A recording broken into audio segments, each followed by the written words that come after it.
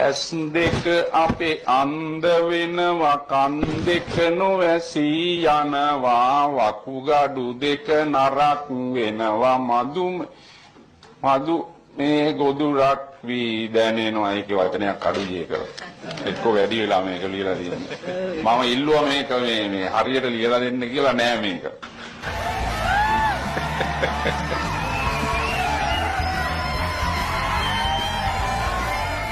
මොකක්ද වගේ නම? මෛත්‍රීපාල දිරිසේන. වයස කීයද? දැන් 69යි.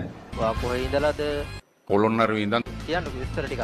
මම මේ ගමේ භාෂාවෙන් කියනවා නම් හොඳට කුණු වෙන්න බොන කියලා. Wow, really? Wow. එන්න මගේ ටීම් එකට. ගඳ ගහන්න බොන කියලා. අපටි ආ. ඒක නේද විස්තර තිබිලානේ කියලා නෑනේ. හරි සාමාන්‍යයෙන් 100ට ප්‍රතිශතයක් හැටියට ගත්තාම 100ට අඩු ප්‍රමාණයක් පිළිහිටන කටහඬක් තමයි වට පිළිහිටලා තියෙන්නේ. ඉතින් ඒ අඩු ප්‍රතිශතයෙන් එක්කෙනෙක් තමයි ඔයා. මම ඔයාලට සුබ පතනවා. සහ ජයව. ඔයාලට ලස්සන වොයිස් එකක් තියෙනවා. පොඩි දේවල් ටිකක් තියෙනවා. ඔයාගේ වොයිස් එක මම දන්නේ ඇයි ක්‍රැක් වුනේ කියලා. ෆ්ලූ එක හැදිලාද නැත්නම් මොන හරි ලෙඩක් හැදිලාද ඒ වගේ එකක්ද නැත්නම් මං හිතන්නේ වොයිස් එක චේන්ජ් වෙනවා. මං හිතන්නේ ඔයා එක්කෝ ඕවර් ප්‍රැක්ටිස් කරලා නින්ද මදි හොඳටම.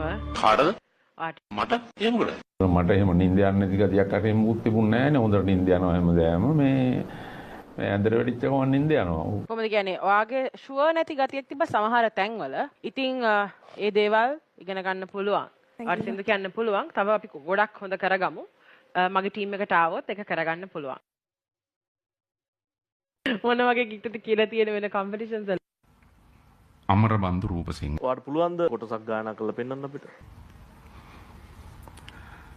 අමරබන්දු රූපසිංහ අමරබන්දු රූපසිංහ අමරබන්දු රූපසිංහ අමරබන්දු රූපසිංහ